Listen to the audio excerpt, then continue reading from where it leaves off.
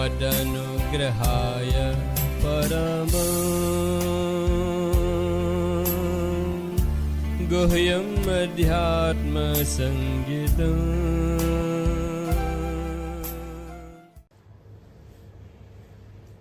योगस्थ कुरु कर्माणि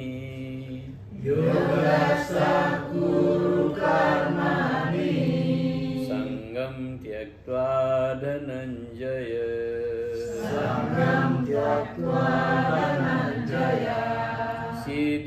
सिद्ध्यो समो भूत्वा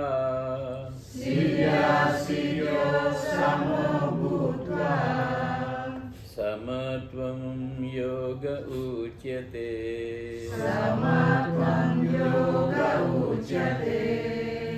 योगस्थ कुरु कर्माणि संगम त्यक्त्वा धनंजय सिद्ध्यो समो भूत्वा समत्वं योग उच्यते. Wahai Dhananjaya, lakukanlah segala tugas kewajibanmu dengan memantapkan diri di dalam yoga. Tinggalkan segala keterikatan pada hasil dari perbuatan. Seimbangkan diri di dalam keberhasilan maupun kegagalan. Sebab sikap seimbang seperti itulah yang dinamakan yoga. Wahai Dhananjaya, lakukanlah segala tugas kewajibanmu dengan memantapkan diri di dalam yoga. Tinggalkan segala keterikatan pada hasil dari segala perbuatan. Seimbangkan diri di dalam keberhasilan maupun kegagalan. Sebab sikap seimbang seperti itulah yang dinamakan yoga. Jadi di sini Krishna memaparkan tentang bagaimana karma atau perbuatan-perbuatan itu diyogakan. Jadi karma itu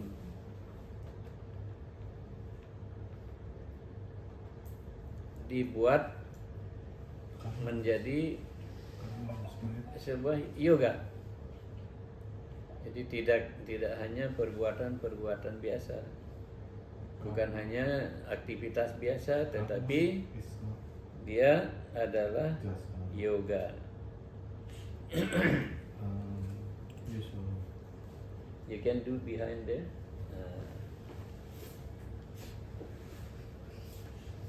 Yogastha, mantapkanlah dirimu di dalam yoga. Yogastha, mantapkanlah dirimu di dalam yoga. Mantapkanlah kesadaranmu di dalam yoga. Yogastha, mantapkan diri dulu di dalam yoga. Lalu kuru karmani, barulah lakukan perbuatan-perbuatan. Lakukan perbuatan setelah memantapkan diri di dalam yoga. Kalau tidak, perbuatan itu menjadi tidak terarah. Apa yang kita lakukan tidak terarah. Apa yang kita lakukan tidak berguna untuk diri kita secara tujuan hidup manusia kita. Kalau hanya secara kegiatan biasa, barangkali bisa menghasilkan nasi 2 piring, bisa menghasilkan gaji untuk 1 bulan. Artinya ada manfaat biasa untuk dunia, tetapi manfaat untuk manusia kita tidak ada. Karena perbuatan baik maupun perbuatan buruk itu belum mampu memanusiakan kita sebelum dia diyogakan. Jadi,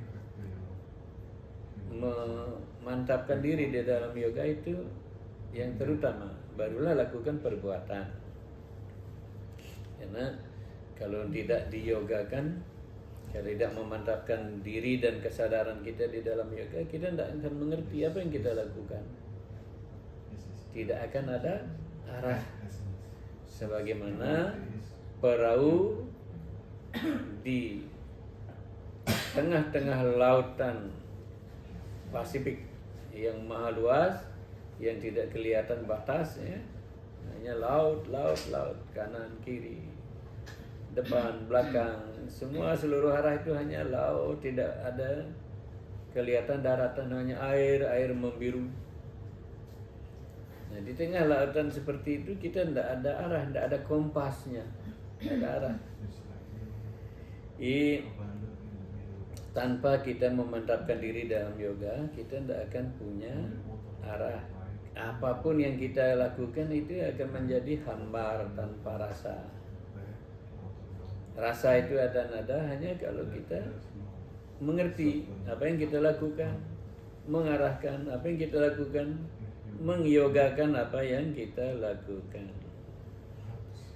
Jadi yogastha, mantapkan dulu di dalam yoga, kuru karmani, barulah perbuatan-perbuatan itu kita mulai lakukan.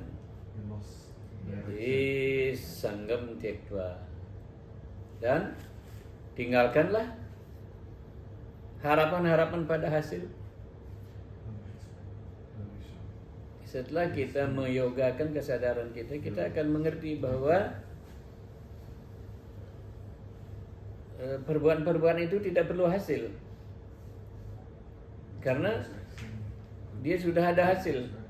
Bersama perbuatan itu sudah ada hasilnya langsung. Tidak ada aktivitas yang tanpa hasil. Oleh karena itu kita tidak perlu ribut, tidak perlu menangis, merintih, menghayalkan akan hasil. Sanggam tyektva, ikatan pada hasil itu tyektva, buang, lupakan.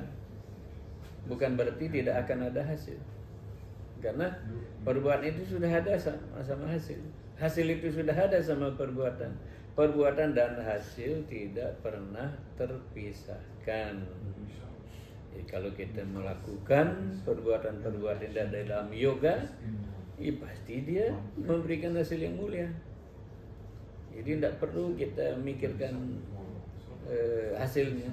Seperti tadi semuanya meditasi. Bermeditasi hanya untuk meditasi. Ada hasil atau tidak kita tidak penting itu.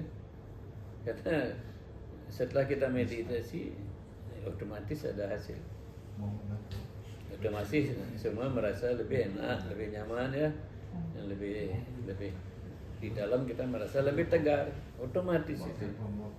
Jadi kalau yang sudah otomatis akan datang, kenapa kita selalu merintih merindukannya? Jadi sanggam tyektva, ikatan pada hasil dari perbuatan itu, tyektva, tinggalkan. Hanya kewajiban kita sekarang adalah yogastha, mantapkan kesadaran kita, diri kita dulu dimantapkan di dalam yoga.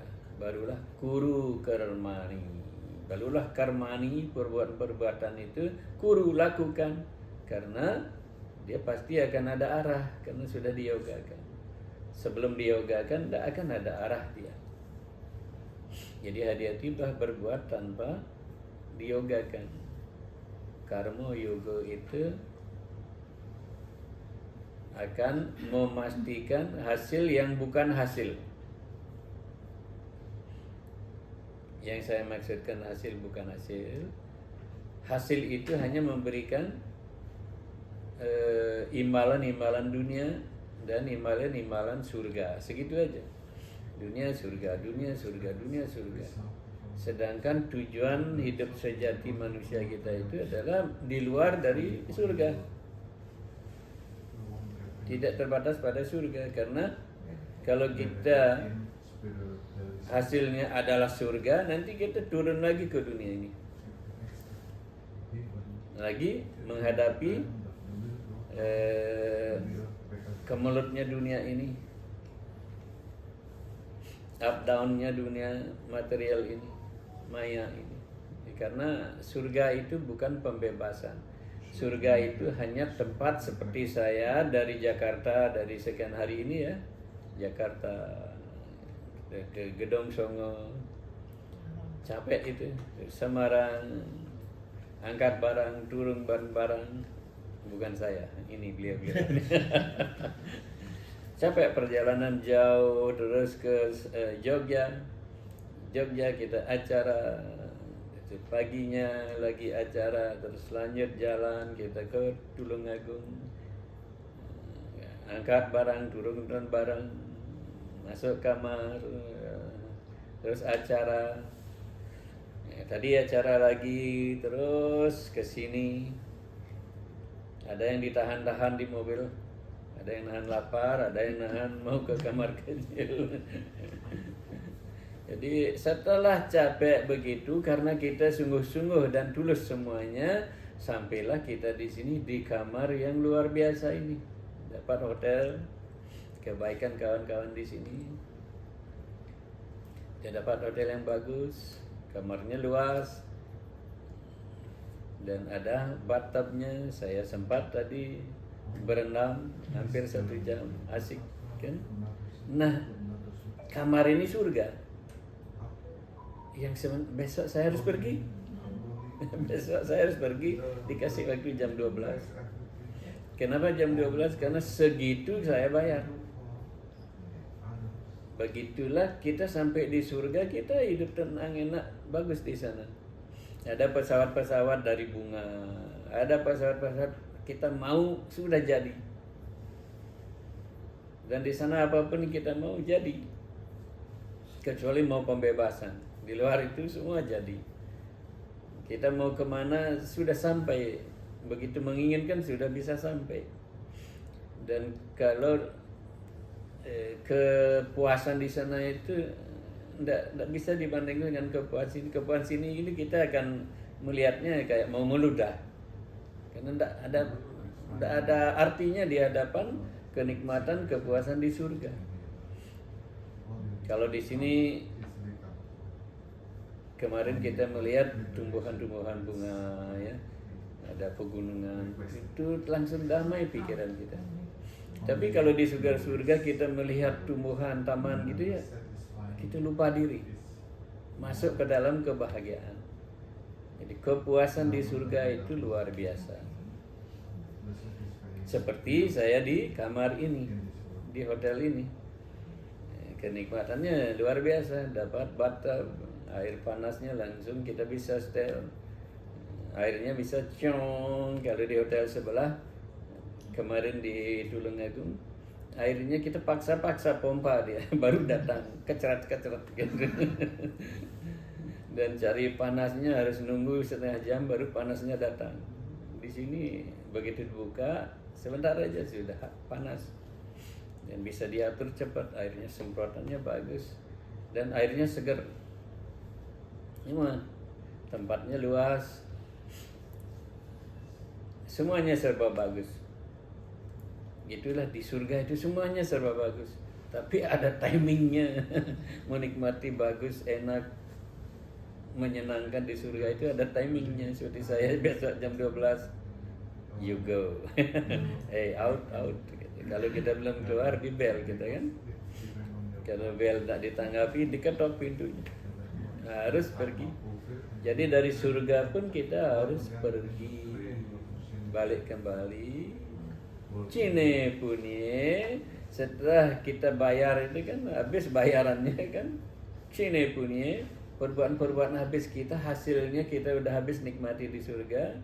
Martilukam Wisanti, turun lagi ke dunia ini. Wisanti, turun ke dunia ini di Martiloka, Mertiuloka, di loka atau di alam kematian.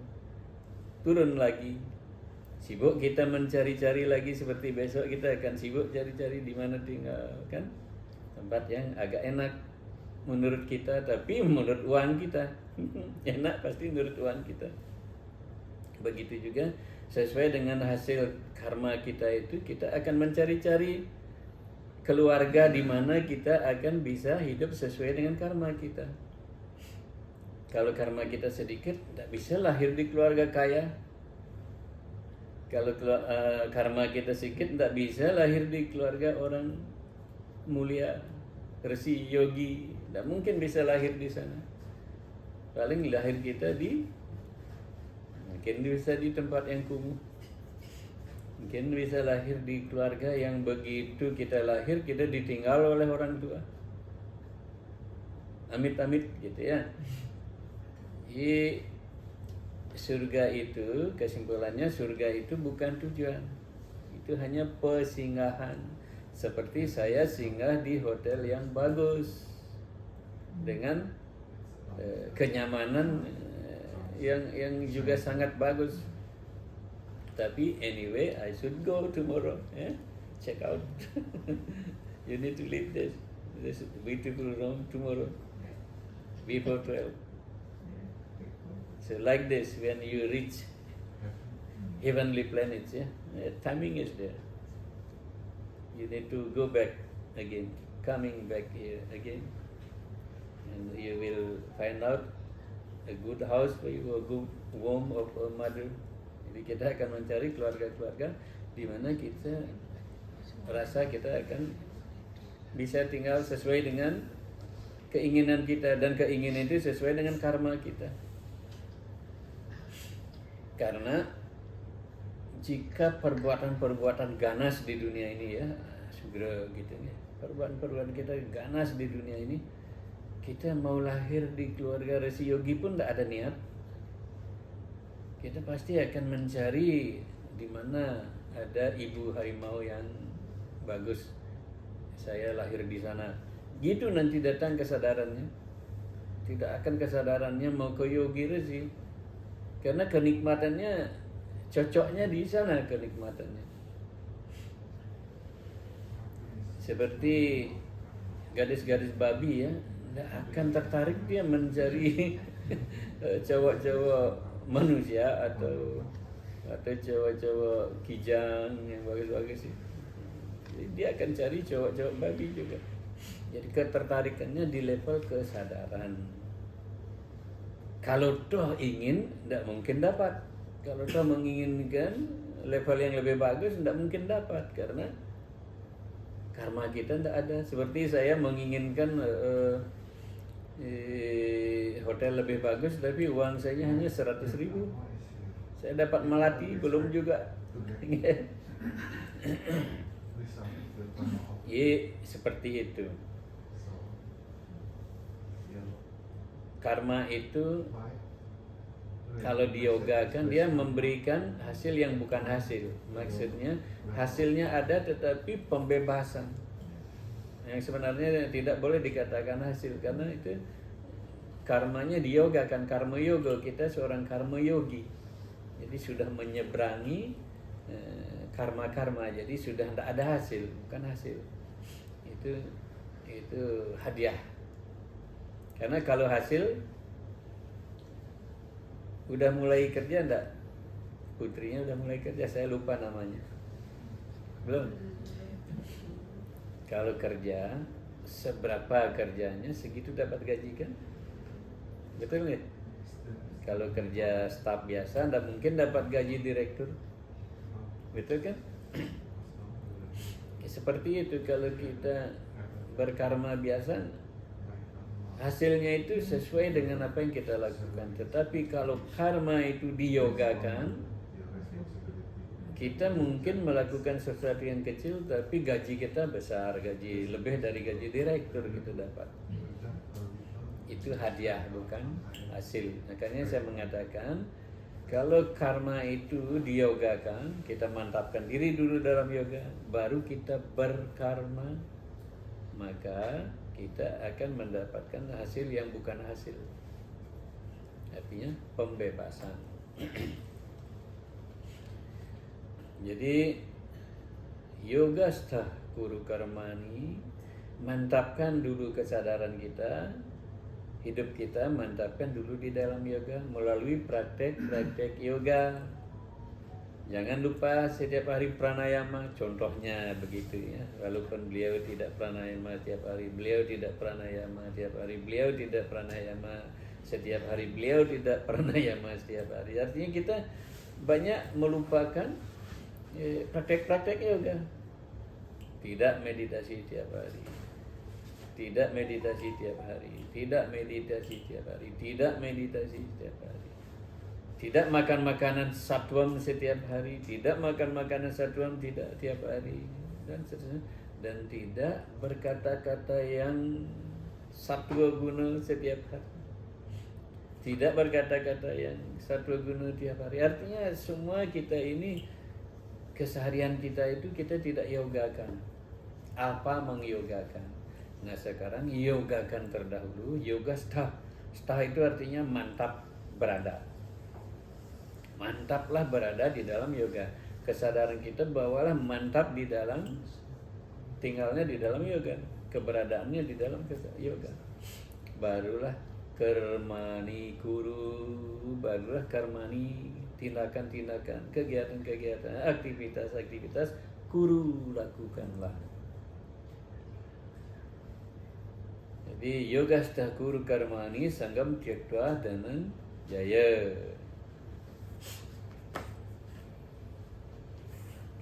Kalau sudah kita yogakan seperti itu, lalu kita melakukan aktivitas-aktivitas, kita tidak akan tertarik pada merindukan hasil dari perbuatan. Kita tidak akan direpotkan, disibukkan oleh memikirkan hasil dari apa yang kita lakukan.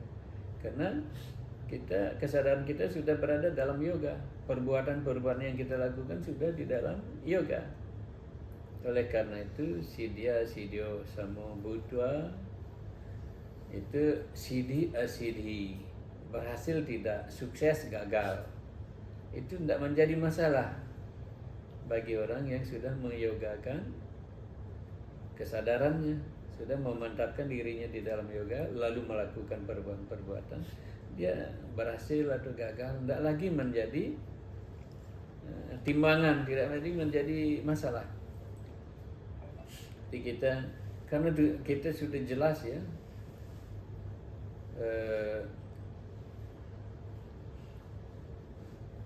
safari kita dari Jakarta, perjalanan kita dari Jakarta singgah ke kota ini, ke kota itu, ke desa ini, ke desa itu, kita hanya memantapkan kesadaran kita untuk berbagi pengetahuan suci, membagikan Bhagavad Gita gratis dan menjelaskan, mengajak mereka, mengajarkan kepada mereka cara membacanya. Kita sudah ada kegiatan kita, kesadaran kita sudah dalam yoga, baru kita melakukan perjalanan ini, kota demi kota, desa demi desa, sehingga berhasil atau gagal itu tidak menjadi masalah. Bahkan kemarin ingat kan saya mengatakan gagal itu pun berarti berhasil. Kalau kita sudah di dalam mantapkan kesadaran kita di dalam yoga, kalau kesadaran kita sudah mantapkan di dalam yoga, berhasil gagal itu tidak menjadi hitungan. Karena sering gagal itu adalah berhasil.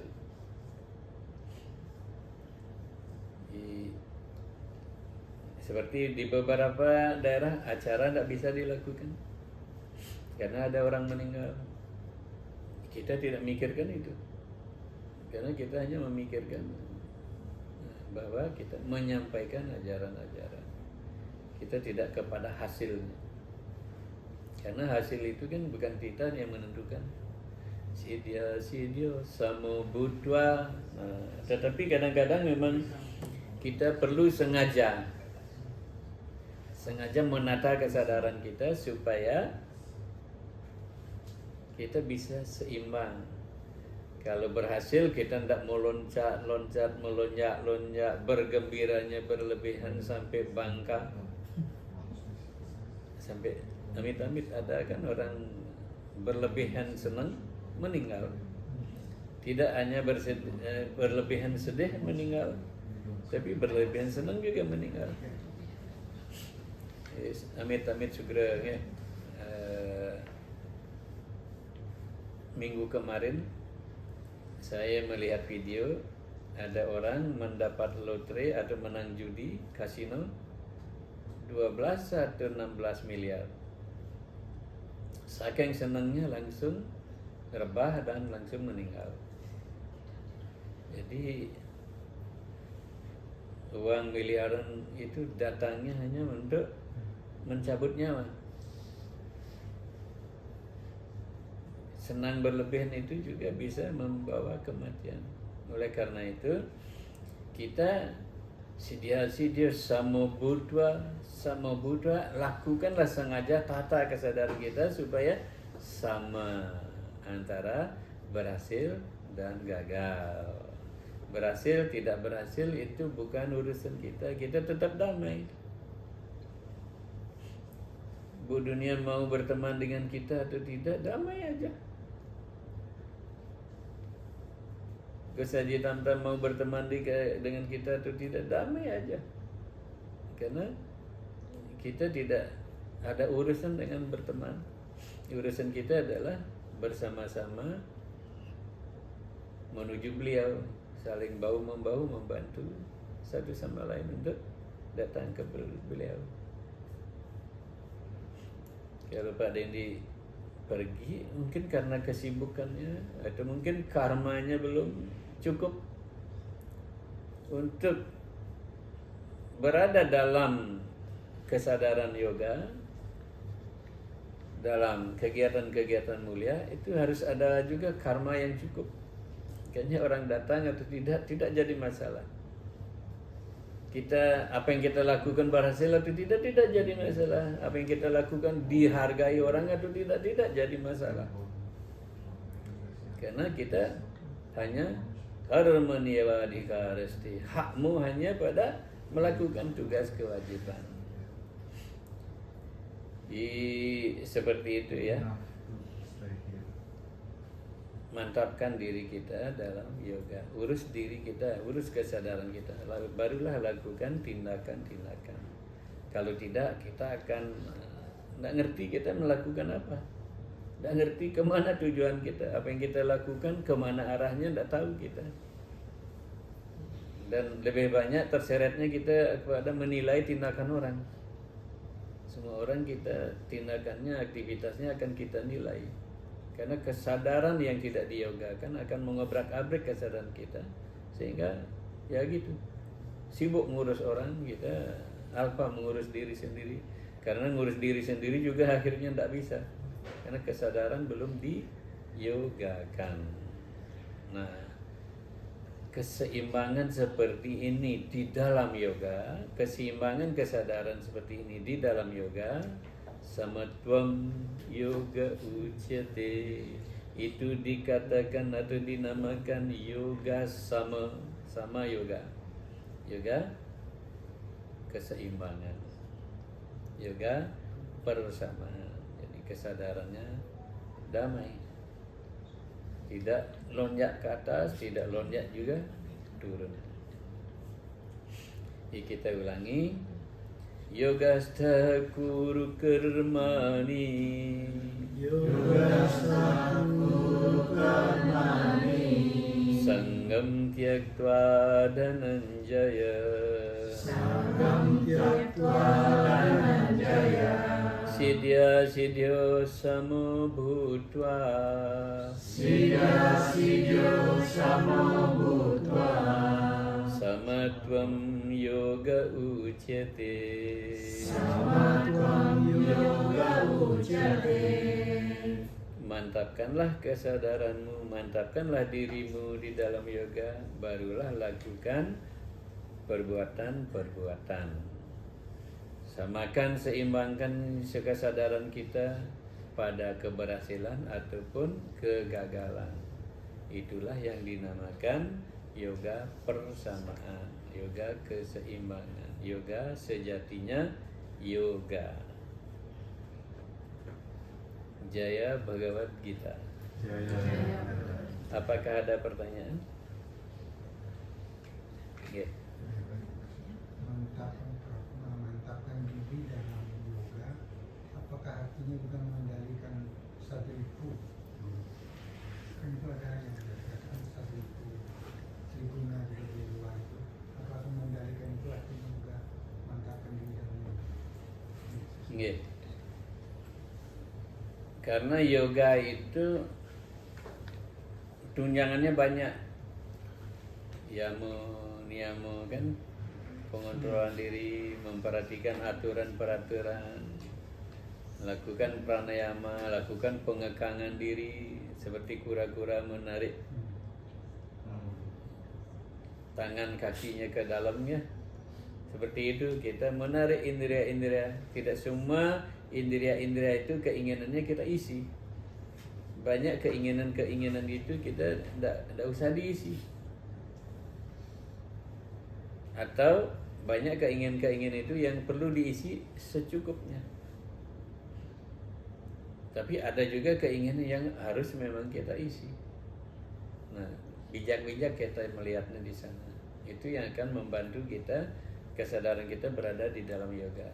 Yama, niyama kan memperhatikan kebersihan, kesucian, mandi teratur, mandi suci juga teratur, makanan teratur, pembicaraan juga dikontrol, banyak, lengkap itu, termasuk mengontrol emosi-emosi.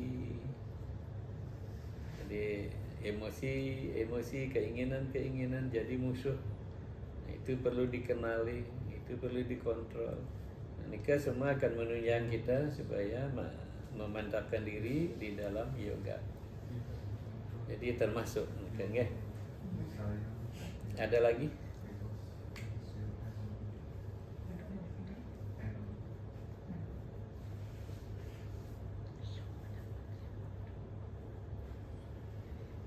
Gimana kabar cucu-cucunya? Baru satu. Hah? Satu. Loh, saya kan dari dulu bilang tambah-tambah. Enggak tambah. Iya, pelit.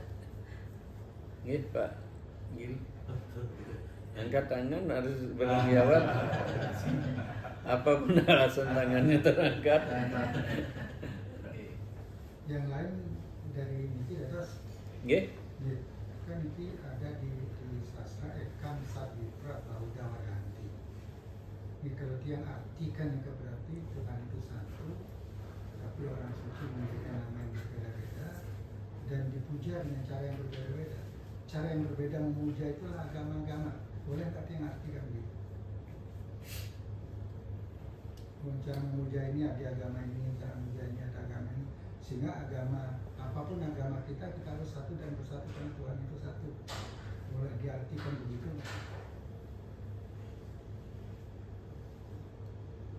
Karena mungkin kan Sebenarnya bertengkar dia kan?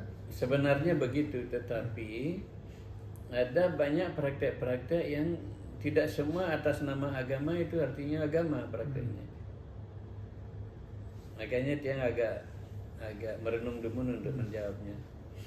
Karena banyak perbuatan-perbuatan yang tidak di jalan agama tapi Menamakan diri agama. mengatasnamakannya, ngasih labelnya agama, mengatasnamakan agama. Nah, di sananya yang kentang. Ada juga kalau praktek-praktek pemujaannya yang dipuja Tuhan, tapi praktek-prakteknya itu ada yang memang langsung ke pemujaan pada Tuhan, ada yang memang nunggu.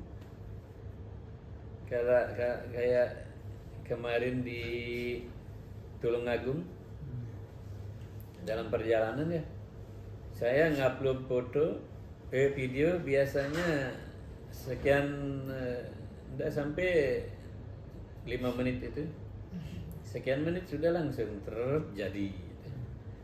Ini ternyata perjalanan kita dari mana ya? Itu satu perjalanan dari Jogja ke Tulungagung, sampai di hotel baru dia terupload. Jadi 3-4 jam itu, mungkin lebih kemarinnya 5 jaman ya. Iya. 5 jam baru terupload. Saya ingat itu sebelum kita naik ke mobil, ada yang mau permisi ngantar anak, saya bilang tunggu dulu. Saya upload, baru kita sama-sama keluar gitu. Nah begitu terupload, start gitu, baru oke, silahkan. Saya juga pamit gitu. Nah sudah upload, kita baru naik ke mobil. Jadi dari sebelum naik mobil sampai di hotel 5 jaman kurang lebih ya, baru terupload. Jadi ada pemujaan-pemujaan yang bisa lama begitu. Karena koneksinya itu ada praktek-praktek yang tidak sesuai dengan aturan-peraturan sastranya. Jadi masih perlu lama koneksinya. Ada yang gitu. Jadi langsung karena praktek-praktek pemujaannya itu langkah demi langkahnya itu sudah memenuhi persyaratan yang sudah disebutkan di kitab suci. Sudah dasar kuatnya itu kitab suci. Setiap langkah itu berdasarkan kitab suci. Nah, yang begitu itu gitu cepat nyambung kepada beliau yang sat itu. Walaupun bahudanya banyaknya itu salah satunya yang kita pilih. Karena yang bahuda itu, bahuda artinya yang sebutan-sebutan banyak itu ya. Sebutan Tuhan yang banyak itu ada yang sebutan Tuhan dari alam sana, alam spiritual, alam-alam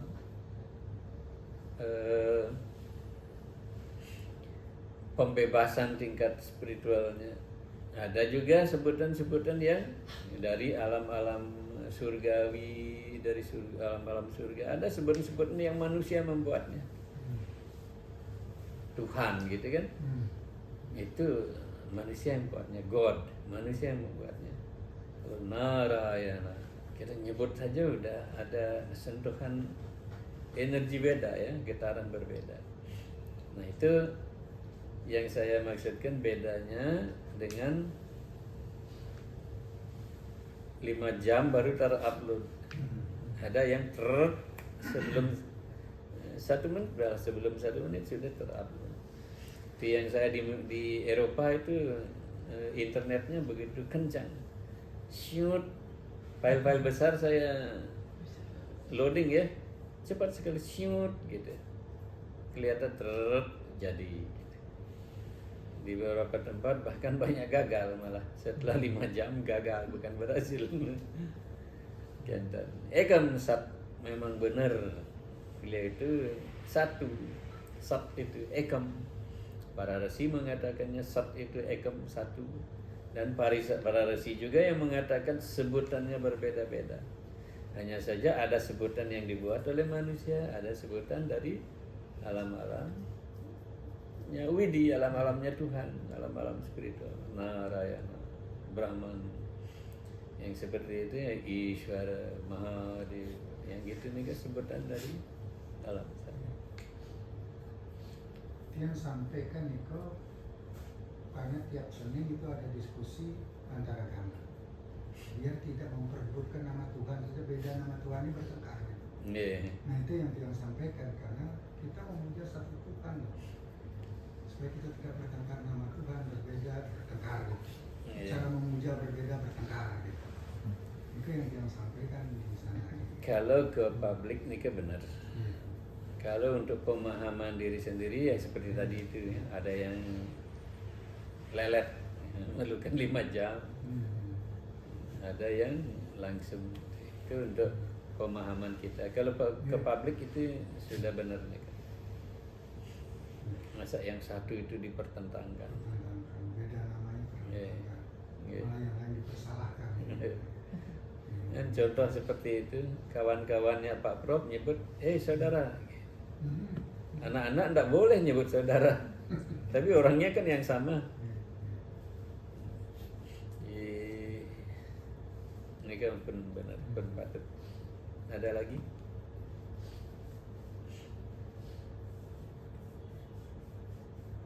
Any question, madam? No question. Are you happy? Are you hungry? Yes. Malu dia bilang lapar. Mungkin cukup nggih? Ya. Nggih. Hadir.